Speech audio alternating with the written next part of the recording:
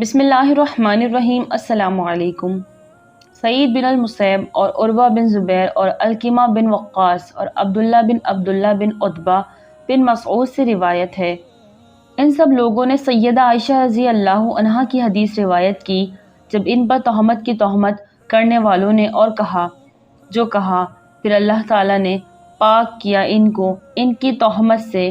زہری نے کہا، ان سب لوگوں نے ایک ایک ٹکڑا اس حدیث کا مجھ سے روایت کیا اور بعض ان میں سے زیادہ یاد رکھنے والے تھے اس حدیث کو، بعض سے اور زیادہ حافظ تھے اور عمدہ بیان کرنے والے تھے اس کو، اور میں نے یاد رکھی ہر ایک سے جو روایت سنی، اور بعض کی حدیث بعض کی تصدیق کرتی ہے۔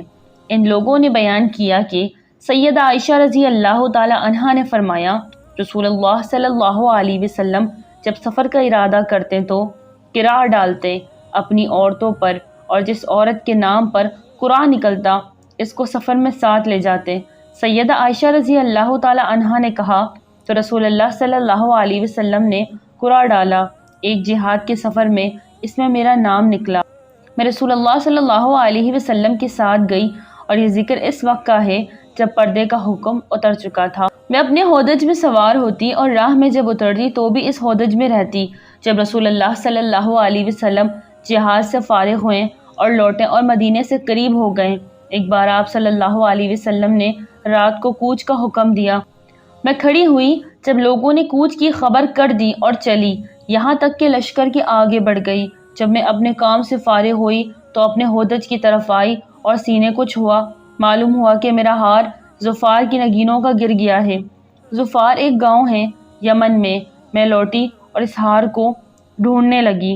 اس کے ڈھونڈنے میں مجھے دیر لگی اور وہ لوگ آ پہنچے جو میرا ہودج اٹھاتے تھے۔ انہوں نے وہ اٹھایا اور میرے اونٹ پر رکھ دیا جس پر میں سوار ہوتی تھی۔ وہ یہ سمجھے کہ میں اس ہودج میں ہوں۔ اس وقت عورتیں ہلکی دبلی تھی، نہ سنڈی تھی نہ موٹی، کیونکہ تھوڑا کھانا کھاتی تھی، اس لیے ان کو ہودج کا بوجھ عادت کے خلاف معلوم ہوا۔ جب انہوں نے اس کو اونٹ پر لادا اور اٹھایا، اور میں ایک کمسن لڑکی بھی تھی، آخر لوگوں نے اونٹ کو اٹھایا اور چل دیے، اور میں نے اپنا ہار اس وقت پایا جب سارا لشکر چل دیا۔ میں جو ان کے ٹھکانے پر آئی تو وہاں نہ کسی کی آواز ہے نہ کوئی آواز سننے والا۔ میں نے یہ ارادہ کیا کہ جہاں بیٹھی تھی وہیں بیٹھ جاؤں، اور میں یہ سمجھی کہ لوگ جب مجھے نہ پائیں گے تو یہیں لوٹ کر آئیں گے، تو میں اس ٹھکانے پر بیٹھی رہی۔ اتنے میں میری آنکھ لگ گئی اور میں سو رہی، اور صفوان بن معطل سلمہ ذکوانی ایک شخص تھا، وہ آرام کے لیے آخر رات میں لشکر کے پیچھے ٹھہرا تھا۔ جب وہ روانہ ہوا تو صبح کو میرے ٹھکانے پر پہنچا۔ اس کو ایک آدمی کا جثہ معلوم ہوا جو سو رہا ہے۔ وہ میرے پاس آیا اور مجھ کو پہچان لیا، دیکھتے ہی اس لیے کہ میں پردہ کا حکم اترنے سے پہلے ہی اس کے سامنے ہوا کرتی تھی، میں جاگ اٹھی۔ اس کی آواز سن کر جب اس نے کہا اِنَّ لِلَّهِ وَإِنَّا إِلَيْهِ رَاجِعُونَ پڑھا، مجھ کو پہچان میں نے اپنا منہ ڈھانپ لیا اپنی اوڑھنی سے۔ اللہ کی قسم اس نے کوئی بات مجھ سے نہیں کی، نہ میں نے اس کی کوئی بات سنی سوائے اِنَّ لِلَّهِ وَإِنَّا إِلَيْهِ رَاجِعُونَ کے۔ پھر اس نے اپنا اونٹ بٹھایا اور اپنا ہاتھ میرے چڑھنے کے لیے بچھایا۔ میں اونٹ پر سوار ہو گئی اور وہ پیدل چلا اونٹ کو کھینچتا ہوا، یہاں تک کہ ہم لشکر میں پہنچے اور لشکر کے لوگ اتر چکے تھے۔ سخت دوپہر کی گرمی میں تو میرے مقدمے میں تباہ ہوئے جو لوگ تباہ ہوئے، یعنی جنہوں نے بدگمانی کی، اور قرآن میں جس کی نسبت تولہ کبرہ آیا، یعنی بانی مبانی اس تہمت کا، وہ عبداللہ بن ابی بن سلول منافق تھا۔ آخر ہم مدینے میں آئے، اور جب مدینے میں پہنچی تو بیمار ہو گئی، 1 مہینے تک بیمار رہی، اور لوگوں کا یہ حال تھا کہ بہتان کرنے والوں کی باتوں میں غور کرتے، اور مجھے ان کی کسی بات کی خبر نہ تھی۔ صرف مجھ کو اس امر سے شک ہوا کہ میں نے اپنی بیماری میں رسول اللہ صلی اللہ علیہ وسلم کی وہ شفقت نہ دیکھی تھی جو پہلے میرے حال پر ہوتی تھی۔ جب میں بیمار ہوئی تو آپ صلی اللہ علیہ وسلم صرف اندر آتے اور سلام کرتے اور پھر فرماتے یہ عورت کیسی ہے، سو اس امر سے مجھے شک ہوتا، لیکن مجھے اس خرابی کی خبر نہ تھی، یہاں تک کہ جب میں دبلی ہو گئی بیماری جانے کے بعد تو میں نکلی، اور میرے ساتھ مستح کی ماں بھی نکلی۔ مناسی کی طرف، مناسی جگہ تھی مدینے کے باہر، اور وہ پاخانہ کی جگہ تھی۔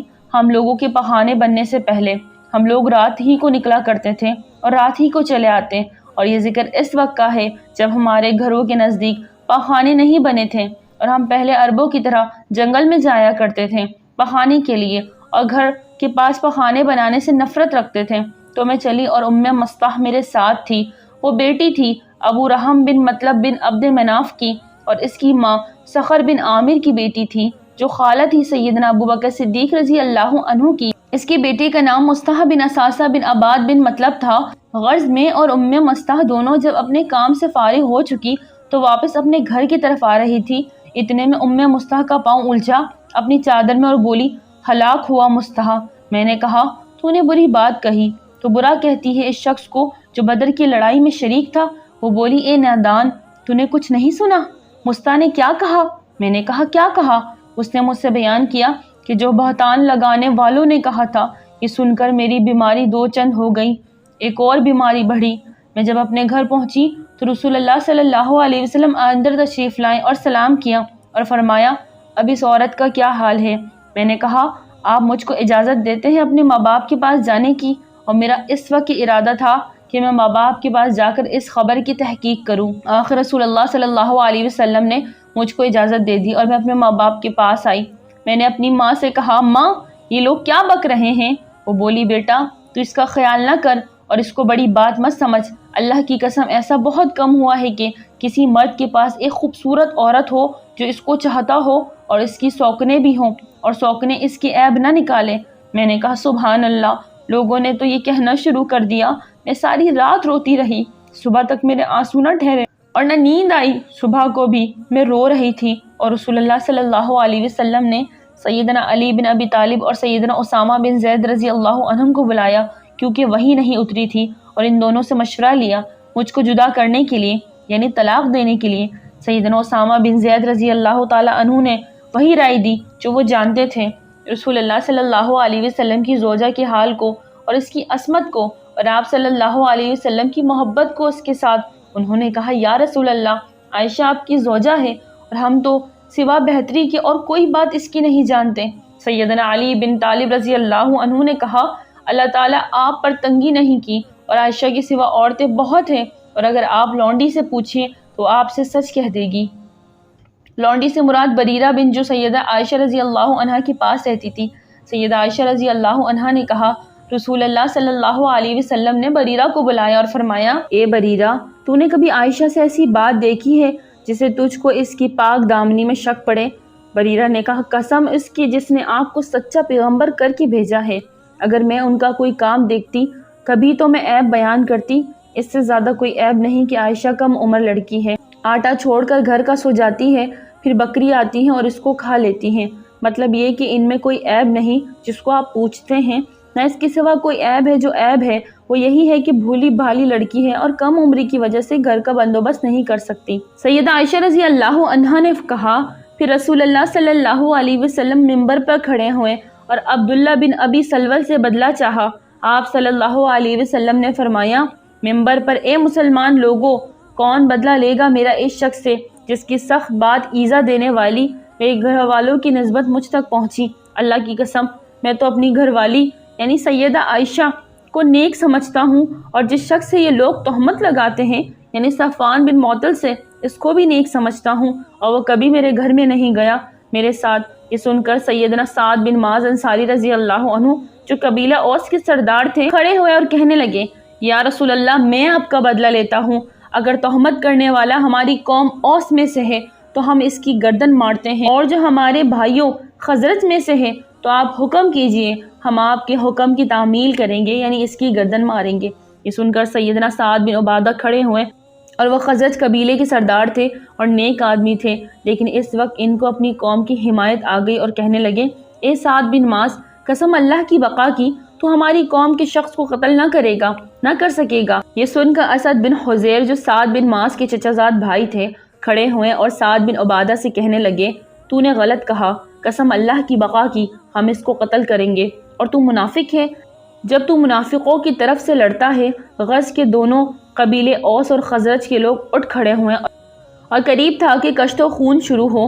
رسول اللہ صلی اللہ علیہ وسلم منبر پر کھڑے ہوئے تھے اور ان کو سمجھا رہے تھے اور ان کا غصہ فر کر رہے تھے، یہاں تک کہ وہ خاموش ہو گئے اور آپ صلی اللہ علیہ وسلم بھی خاموش رہے۔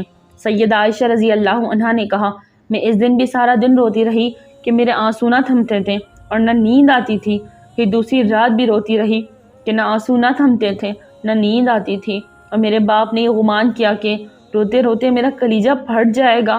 میرے باپ میرے پاس بیٹھے تھے اور میں رو رہی تھی۔ اتنے میں انصار کی ایک عورت نے اجازت مانگی، میں نے اس کو اجازت دی، وہ بھی آ کر رونے لگی۔ پھر ہم سب اسی حالت میں تھے کہ رسول اللہ صلی اللہ علیہ وسلم تشریف لائے اور سلام کیا اور بیٹھے، اور جس روز سے مجھ پر تہمت ہوئی اس روز سے آج تک آپ صلی اللہ علیہ وسلم میرے پاس بیٹھے نہیں، اور 1 مہینہ یوں ہی گزرا، میرے مقدمے میں کوئی وحی نہیں اتری۔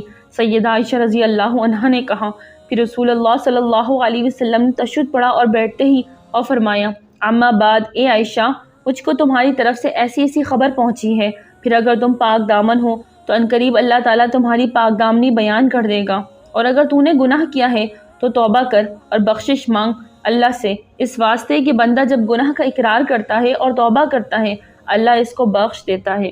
سیدہ عائشہ رضی اللہ عنہا نے کہا، جب رسول اللہ صلی اللہ علیہ وسلم اپنی بات تمام کر چکے تو میرے آنسو بالکل بند ہو گئے، یہاں تک کہ ایک قطرہ بھی نہ رہا۔